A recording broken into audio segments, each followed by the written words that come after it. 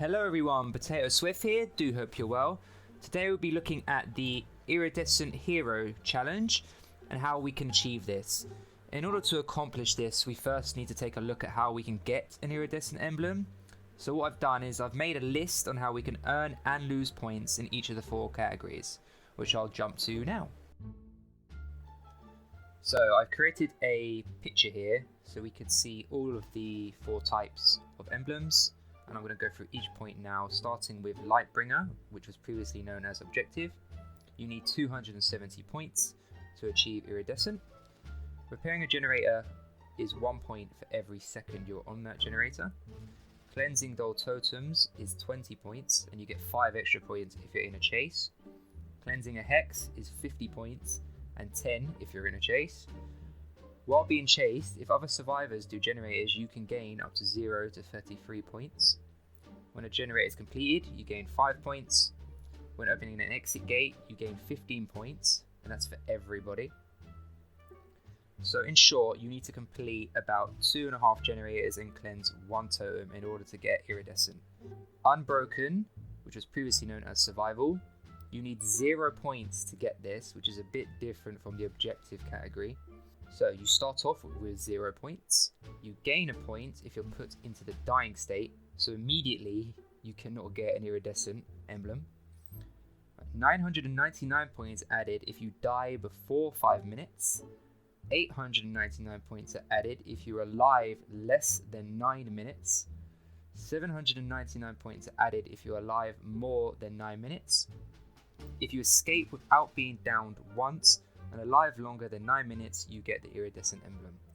That is the only way you can get it. You cannot be downed once and you need to escape, making this extremely difficult to do unless you are really stealthy, but we'll go into that a little bit later. Benevolent, previously known as Altruism, you need 80 points. You start off with 35 points. Healing another survivor gains you 10 points. If any survivor is hooked, everyone gets minus 10 points unless they die within 10 seconds.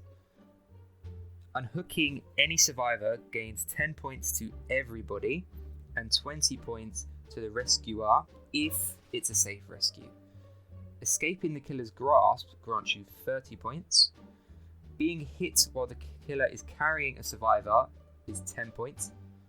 Successfully sabotaging a hook and getting the save, so if the survivor struggles off and you sabotage the hook near the killer carrying them, you will gain 10 points.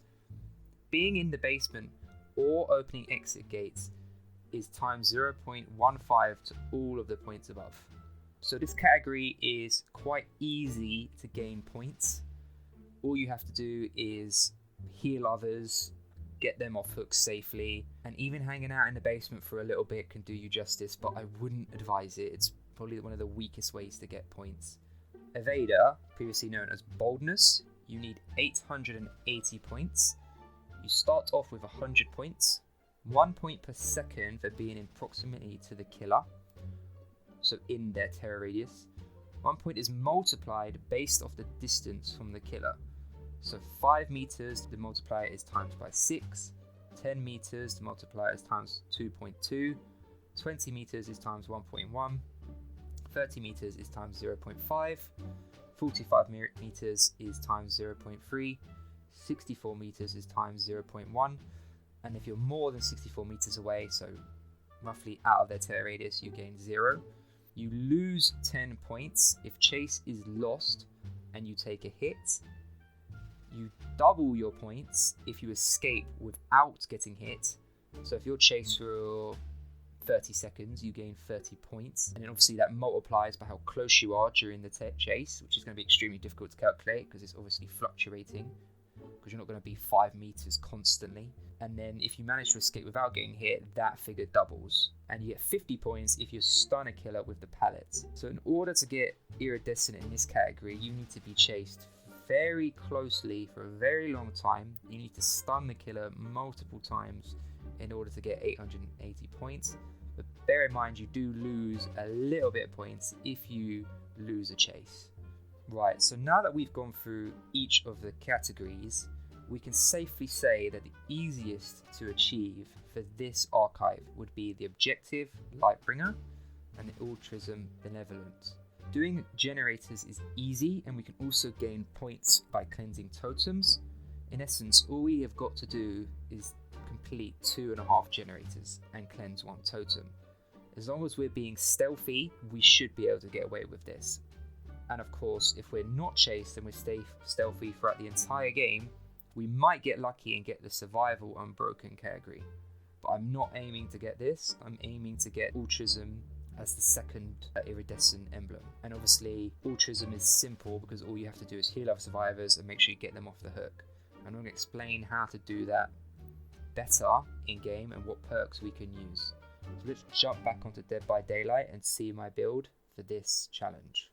Hello guys, so these are the perks I'll be bringing today for this challenge. I'm not bringing any teachable perks because I don't want to rule out players that don't have these teachables yet. So I'll be bringing resilience so that I can do most actions 9% faster while injured. We'll make it so that when I unhook survivors, I can heal them quickly at double the speed and I can get back on generators. Kindred, so that I can make a decision whether or not it's worth me going or another survivor is going to beat me to the unsave. This allows me to decide what to do at what time and be extremely productive. Spine Chill, so that no stealth killer can be all sneaky on me and I can counter them. This also allows me to see when any killer is coming towards me within a 36 meter range and I can sneak away, as I'm not interested in being chased, as all I want to do is the objective and altruism categories. Okay guys, so let's give this a go and I will see you in game. Okay, Yamoka Estate. We have the hut version, not the Onis. I can hear Corrupt Intervention immediately, so let's not go to the center. It's also a pig, so I have to rely on Spine Chill a bit.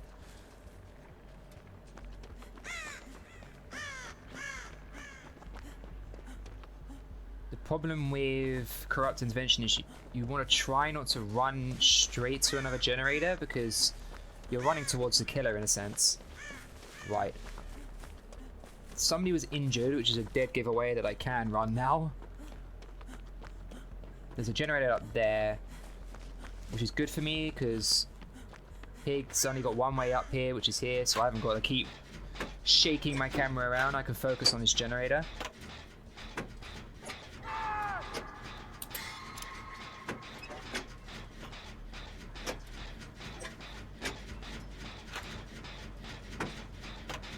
Fortunately against the pig, if I get a trap on my head, I'll be spending a lot of my time getting it off.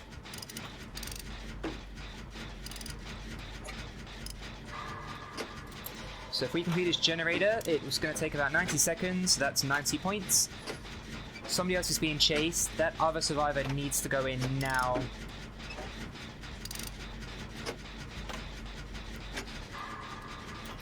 Unfortunately, it looks like they're running towards me.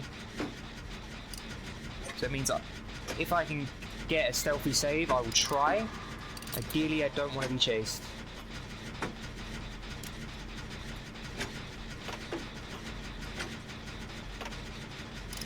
So they were unhooked over there. They're going to do a generator on this side of the map. So I'm going to try my best to pressure this side of the map. Spine Shield has gone off. Oh, I can see them there. What I don't...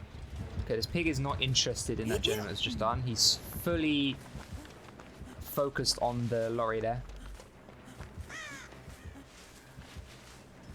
Okay, I guess... Okay, we're gonna go for the save. Ideally, where I'm gonna hide is by the generator that's just completed. There's no reason for a killer to check it out. Okay, somebody else was injured, and I'm not sure why. Maybe they were trying to take a protection hit, or lure their attention away, or flashlight save, I'm not sure. Okay, there's a hook here. I've got to bear in mind I don't want the killer to come here. Okay. The killer is running towards that direction, which means we can easily get the save. Don't rush in too quickly. The killer will just do a turn around if they're too close. Why would they not? I have will make it if you want to heal. Perfect.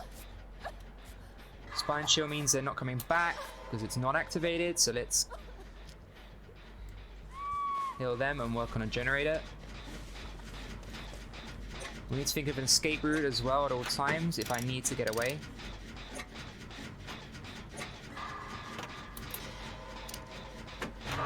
Which way is the killer? He's running towards me, so let's get away ASAP.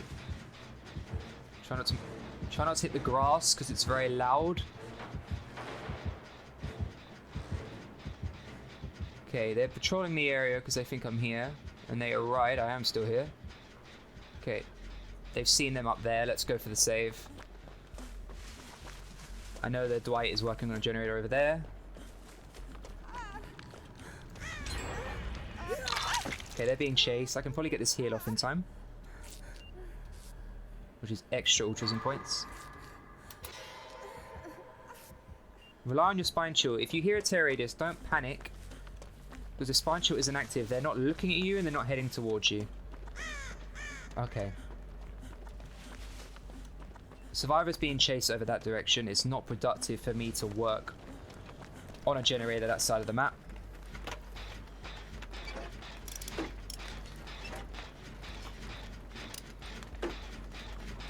I need to get more objective points, so let's spend more time on a generator if I can help it.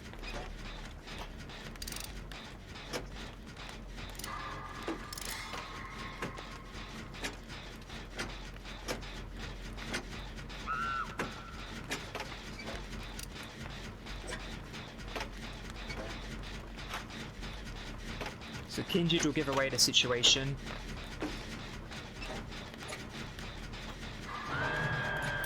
Okay, the killer is heading, it looks like towards the Dwight. I still have will make it, so I could heal this Nia, but she has a timer on her head. Okay, this doesn't look good. Dwight's about to go down, I believe. He's too close to the hook for me to go for the save. I'm going to complete this generator. Okay. Some survivors will do this. They will give up. The Dwight played that poorly. Never go towards somebody on a hook. He was over there and he ran towards the hook.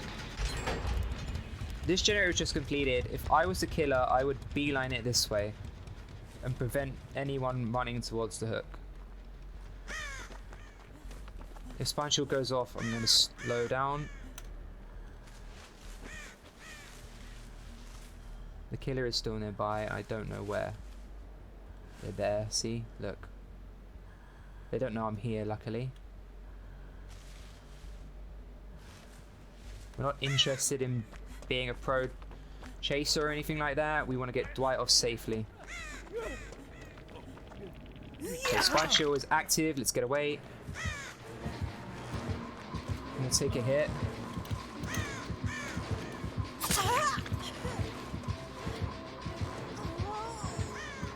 I didn't want Dwight to go down there because he would have been dead on hook. I'm going to drop this early. Let's get distance. Unfortunately, this map hasn't got a lot of pallets, so I think we're going to go down here. With style, we're going to go down with style. So the survival category is now out of the question.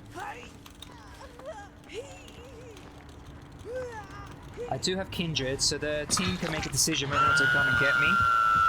And they can see which way the killer went. So they're heading towards the Dwight, which makes me think they definitely have barbecue and chili.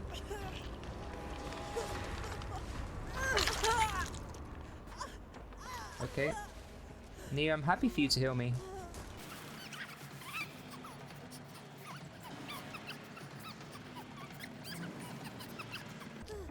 Okay, let's go find another generator. This Nia is being a bit too stealthy.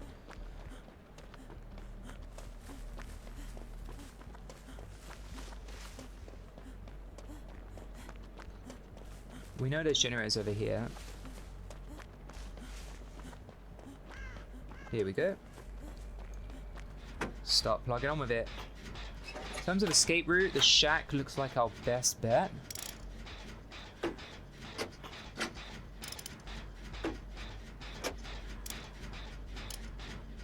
We can put our faith in Spine Chill.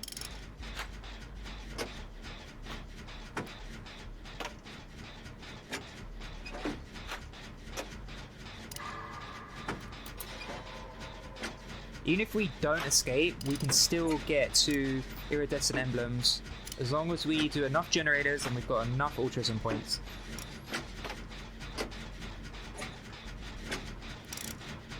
So we spent about 45 seconds or so on this generator because it's halfway, which is 45 points. No Spine Chill yet.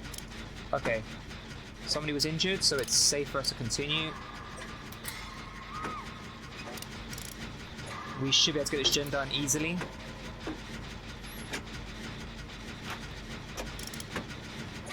Also guys, don't worry about getting great skill checks, just focus on just getting a skill check. The last thing you want to do is blow up a generator. So we can see she's heading towards the Dwight with Kindred. We should be able to get this generator done. We're going to run on the edge of the map. Okay, the Dwight is running this direction. The last thing we want to do is get caught. We want Dwight to lead her away. Okay. Okay, if this Dwight runs towards the hook, he's going to get the Nia killed, unfortunately.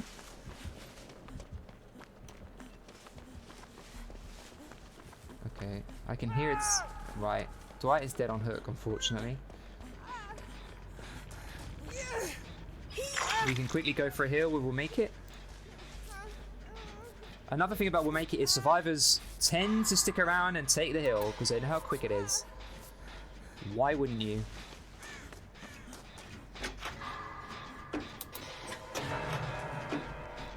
Even though he's dead and she's heading this way, I'm going to continue working as long as I can just to get more objective points.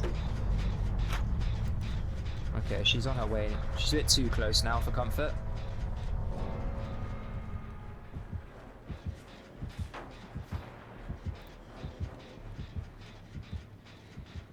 Okay, she's gone. Right, we can continue working on the gen.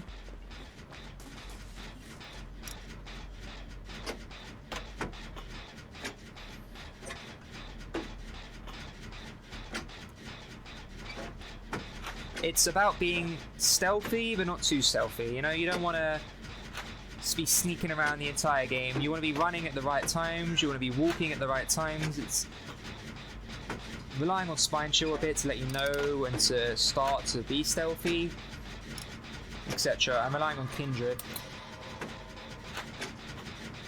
We've done a massive chunk of this gen and gained a lot of points already.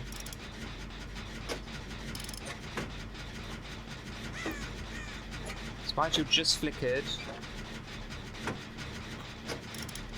They were grabbed out of a locker, that's a real shame. I'm going to keep plugging away, I want more objective points.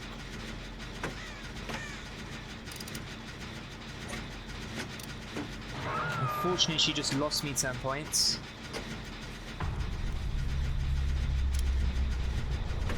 I'm going to complete this generator anyway, so that I have an option of the door or the hatch.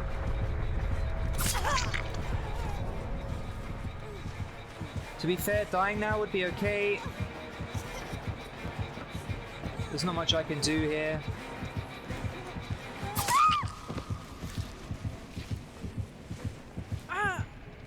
I'm gonna struggle, just some more struggle points. Good game, Big. Based on that gameplay, I'm pretty sure we've done enough to get 2 Iridescent Emblems. Let's find out if we did do enough.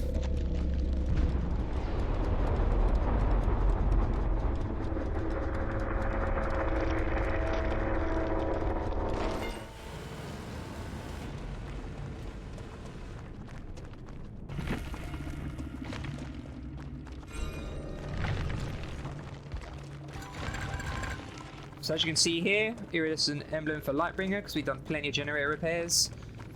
And Benevolent for being very altruistic throughout the game. Just a disclaimer, you probably saw that the challenge is done. I did have a really good Freddy game for you guys earlier that I also got the exact same 2 Iridescent Emblems, but unfortunately it didn't record.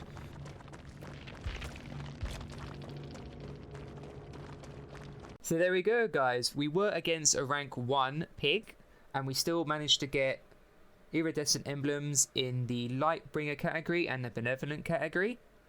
If you guys found this guide useful, please do like and share the video. And if you want to see more future content, please subscribe. Thanks a lot, guys. Take care.